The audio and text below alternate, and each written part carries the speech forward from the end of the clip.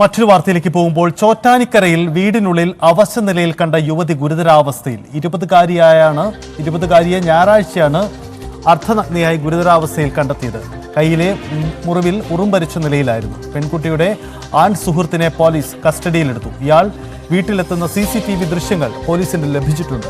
POCSO കേസിൽ അതിജീവിതയാണ് അക്രമത്തിന് ഇരയായ പെൺകുട്ടി. പരാതിയുടെ ഉള്ളടക്കം എന്ന് പറഞ്ഞാൽ നമ്മുടെ ഈ പിടിച്ചു എന്ന് പറയുന്ന പയ്യൻ സ്ഥിരമായിട്ട് ഇവിടെ വരുന്ന പയ്യനാണ്.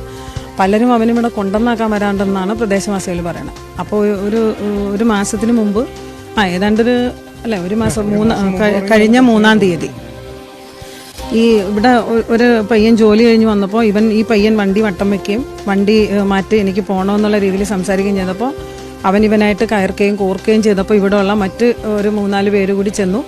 അത് അങ്ങനെ ഇവരെല്ലാവരെയും കൂടി ഭീഷണിപ്പെടുത്തിയിട്ടാണ് അവൻ അവിടെ നിന്ന് വണ്ടി എടുത്തുകൊണ്ട് പോയത്.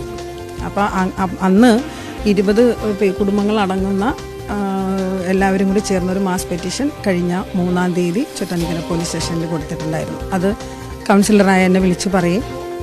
അങ്ങനെയാണ് ഞാൻ അറിഞ്ഞത്. ഞാൻ തൊട്ടപ്പുറത്താണ് താമസിക്കുന്നത്, ഈ അയൽവക്കമല്ല. അതുകൊണ്ട് അങ്ങനെയാണ് സംഭവം.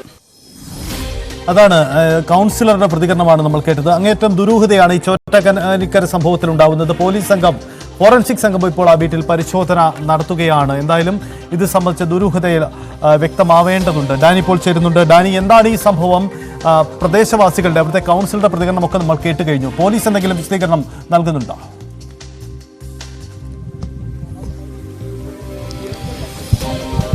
സജ്ജത, നിലവിൽ ഈ പെൺകുട്ടിയുടെ ആൺസുഹൃത്ത് പോലീസ് കസ്റ്റഡിയിലാണ്. കഴിഞ്ഞ ദിവസം പോലീസ് കസ്റ്റഡിയിൽ എടുത്തിരുന്നു. ഇയാളെ വിശദമായി ചോദ്യം ചെയ്തു വരികയാണ്. ഇതുവരെയും അറസ്റ്റോ കാര്യങ്ങളൊന്നും രേഖപ്പെടുത്തിയിട്ടില്ല. കുറെ കൂടി വിശദാംശങ്ങൾ അതിൽ നിന്ന് ലഭിക്കാനുണ്ട് എന്നാണ് പോലീസ് പറയുന്നത്. നിലവിൽ പോലീസ് സംഘം, ഫോറൻസിക് സംഘം ഇപ്പോൾ വീട്ടിൽ പരിശോധന തുടരുകയാണ്. ഇതിൽ ഏറ്റവും പ്രധാനപ്പെട്ടതെന്ന് പറയുന്നത് കഴിഞ്ഞ ദിവസങ്ങളിലായിട്ട് ഈ ആൺസുഹൃത്ത് ഇവിടെ വന്ന് പോകുന്നതിൻ്റെ CCTV ദൃശ്യങ്ങളടക്കം പോലീസ് ശേഖരിച്ചിട്ടുണ്ട്. അതുകൊണ്ട് ഇവിടെ വന്നു എന്നതും അത് ഈ പെൺകുട്ടിയുമായി കണ്ടു എന്നതെല്ലാം തന്നെ പോലീസിനെ സംശയലേശമില്ലാതെ തന്നെ അത് സ്ഥിരീകരിക്കാനടക്കം കഴിഞ്ഞിട്ടുണ്ട്.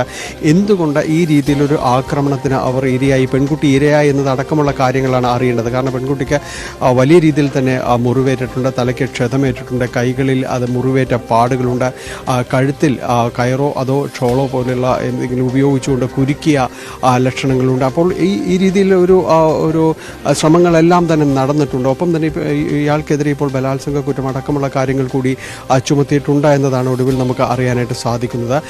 ആശുപത്രിയിൽ കഴിയുന്ന പെൺകുട്ടിയുടെ നില അതീവ ഗുരുതരമായിട്ട് തന്നെ തുടരുകയാണ്. നിലവിൽ ആദ്യം ഇവിടെ സ്വകാര്യ ആശുപത്രിയിലേക്ക് എത്തിക്കും മുമ്പ് മറ്റ് വൈദ്യപരിശോധന അടക്കം പൂർത്തിയാക്കിയതിനു ശേഷമാണ് പിന്നീട് ആശുപത്രിയിലേക്ക് എത്തിക്കുന്നതും. ഇപ്പോൾ വെന്റിലേറ്ററിൽ തുടരുന്നൊരവസ്ഥയാണ് എന്നതാണ് നമുക്ക് അറിയാനായിട്ട് കഴിയുകയും ചെയ്യുന്നത്.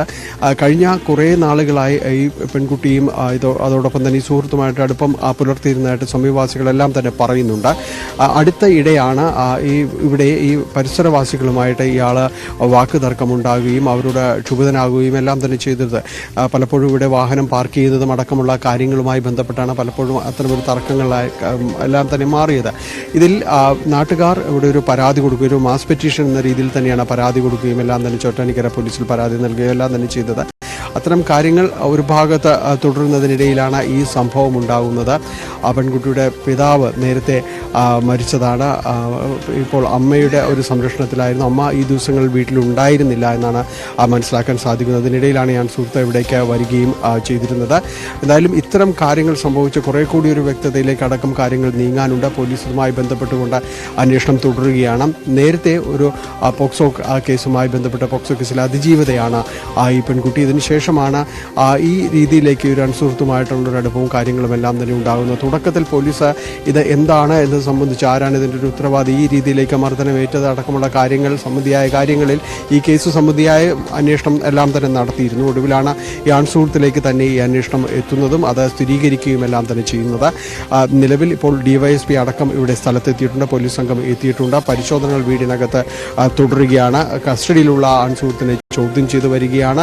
എന്താണ് യഥാർത്ഥത്തിലുള്ള ഒരു കാരണം, ഇവരെ ഈ രീതിയിലൊരു മർദ്ദനമേൽപ്പിക്കാനുള്ള സാഹചര്യം എന്താണ് എന്നതടക്കമുള്ള കാര്യങ്ങൾ പോലീസ് ഇയാളിൽ നിന്ന് ചോദിച്ച് മനസ്സിലാക്കുന്നു. മറ്റ് സുഹൃത്തുക്കളടക്കം, ഇയാളുടെ സുഹൃത്തുക്കളടക്കം ചോദ്യം ചെയ്യേണ്ടതുണ്ട് എന്ന നിലപാടിലേക്കാണ് പോലീസ് എത്തിയിരിക്കുന്നത്. അവരെയും ചോദ്യം ചെയ്യാൻ തന്നെയാണ് സാധ്യതയുള്ളത്.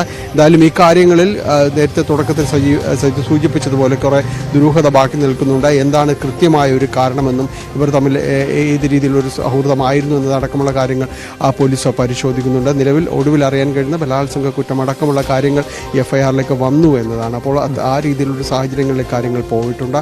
വൈദ്യപരിശോധനാ റിപ്പോർട്ട് അടക്കം പോലീസിന് ലഭ്യമായിട്ടുണ്ട് എന്നതാണ് മനസ്സിലാക്കാനായിട്ട് സാധിക്കുന്നത്. എന്തായാലും പോലീസ് അന്വേഷണം തുടരുകയാണ്. വൈകാതെ ഈ കേസുമായി ബന്ധപ്പെട്ടുകൊണ്ടുള്ള നിർണായക അറസ്റ്റിലേക്ക് അടക്കം കാര്യങ്ങൾ എത്തിയേക്കാം എന്ന് തന്നെയാണ് പ്രതീക്ഷിക്കുന്നത്. ആശുപത്രിയിൽ കഴിയുന്ന പെൺകുട്ടിയുടെ നില ഗുരുതരമായി തന്നെ തുടരുകയാണ്. പെൺകുട്ടികളുടെ നില ഗുരുതരമാണ്. ഇതിനിടയിൽ മറ്റു ചില വിവരങ്ങൾ, നിർണായക വിവരങ്ങൾ കൂടി പുറത്തു വരികയാണ്. അതായത് പെൺകുട്ടിയെ ഈ യുവാവ് നിരന്തരമായി ആക്രമിച്ചിരുന്നു എന്നാണ് പെൺകുട്ടിയുടെ അമ്മ പറയുന്ന കാര്യം. അമ്മ ഇപ്പോൾ ആ കുട്ടിയോടൊപ്പമല്ല താമസിച്ചിരുന്നത്.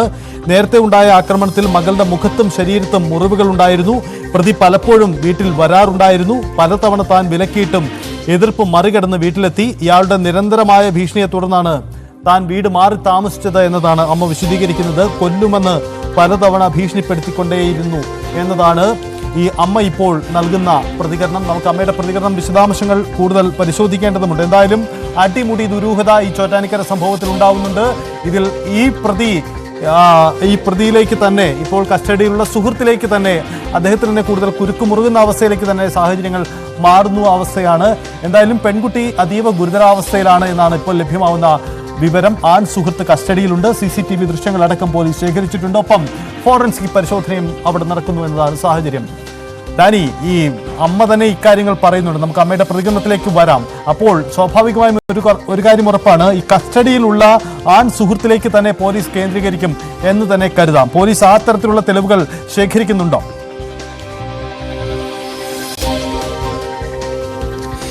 തീർച്ചയായും സജിത്ത്, ഈ ആൺസുഹൃത്തിലേക്ക് തന്നെയാണ് പോലീസിന്റെ അന്വേഷണം നീളുന്നത്, അല്ലെങ്കിൽ അത് ചുരുങ്ങുന്നത് എന്ന് തന്നെ പറയാം. കാരണം മറ്റൊരാളും തന്നെ ഈ ഒരു സംശയാസ്പദമായ സാഹചര്യത്തിലോ സാമീപ്യങ്ങളോ ഒന്നും തന്നെയില്ല. പ്രത്യേകിച്ച് അമ്മ തന്നെ ഈ കാര്യങ്ങൾ വ്യക്തമാക്കുന്നുണ്ട്. പോലീസിനോടടക്കം ഇക്കാര്യങ്ങൾ പറഞ്ഞിട്ടുണ്ട്. നേരത്തെ പറഞ്ഞതുപോലെ ഇയാളിൽ നിന്ന് നിരന്തര ഭീഷണി ഉണ്ടായിരുന്നു. അതുകൊണ്ടാണ് ഈ അടുത്തിടെ തന്നെ മാറി താമസിക്കാനിടയ സാഹചര്യം അടക്കം പറയുന്നുണ്ട്. അപ്പോൾ ഈ ആൺസുഹൃത്തിൽ നിന്നേറ്റ നിരന്തരമായ ഭീഷണി തന്നെ ഉണ്ടായിരുന്നു.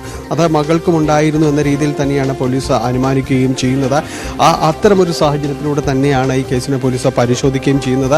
ഇയാളെ ആദ്യമേ തന്നെ പോലീസ് കസ്റ്റഡിയിൽ എടുക്കുകയും ചെയ്തിട്ടുണ്ട്. ഇയാളെ ചോദ്യം ചെയ്തു വരികയാണ്. കാരണം ഇതുമായി ബന്ധപ്പെട്ടുകൊണ്ട് കൂടുതൽ വിശദാംശങ്ങൾ, ഇയാൾ ഏത് രീതിയിലുള്ളതാണ്, ഏതെല്ലാം ഒരു സാഹചര്യങ്ങളുണ്ട്, സുഹൃത്തുക്കളുടെ ഒരു സാഹചര്യം എങ്ങനെയാണ് എന്നതടക്കമുള്ള കാര്യങ്ങൾ പോലീസ് പരിശോധിക്കുന്നുണ്ട്. അത്തരം കാര്യങ്ങൾ കുറെ കൂടി വ്യക്തത വരുത്തേണ്ടതുണ്ട് എന്ന് തന്നെയാണ് പോലീസ് പറയുകയും ചെയ്യുന്നത്. നിലവിലുള്ളത് ഈ ആൺസുഹൃത്തിനെ കേന്ദ്രീകരിച്ച് തന്നെയാണ് അന്വേഷണം മുന്നോട്ട് നീങ്ങുന്നത്. ചോറ്റാനിക്കര പോലീസ് ഇത്തരമൊരു സംഭവങ്ങൾ കഴിഞ്ഞ ദിവസങ്ങളിൽ റിപ്പോർട്ട് ചെയ്യപ്പെടുമ്പോൾ, കാരണം ഞായറാഴ്ച വൈകുന്നേരത്തോടുകൂടിയാണ് ഈ പെൺകുട്ടിയെ ഇങ്ങനെ തീർത്തും അവശയായ നിലയിൽ കണ്ടെത്തുന്നത്. സമീപത്തുള്ള ഒരു ബന്ധു ഇവിടെ വന്ന് നോക്കുമ്പോൾ അവർ ഈ തറയിൽ കിടക്കുന്ന ഒരവസ്ഥയിൽ തന്നെയായിരുന്നു, വിവസ്ത്രയായിരുന്നു. അവർക്ക് മാരകമായി മുറിവേറ്റ ഒരവസ്ഥയിലായിരുന്നു. അങ്ങനെയാണ് പോലീസിലടക്കം വിവരം അറിയിക്കുന്നത്. തുടർന്ന് അയൽക്കാരടക്കം സംഘടിച്ചുകൊണ്ട് ഇവർ ആശുപത്രിയിലേക്കടക്കം നീക്കം ചെയ്യുന്നത്.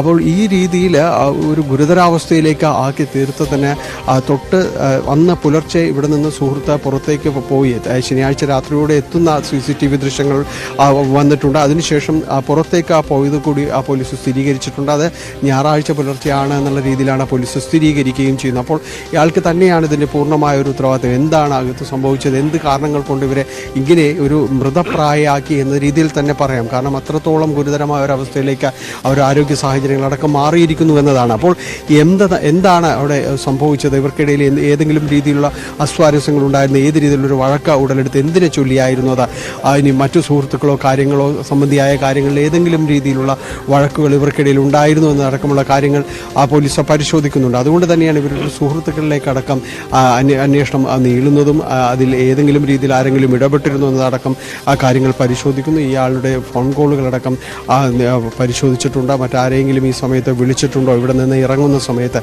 അത് മാത്രമല്ല ഇയാളെ ഒരു ഇരുചക്ര വാഹനത്തിൽ ഇവിടെ കൊണ്ടുവന്നാക്കുകയായിരുന്നുവെന്ന് പോലീസ് കണ്ടെത്തിയിട്ടുണ്ട്.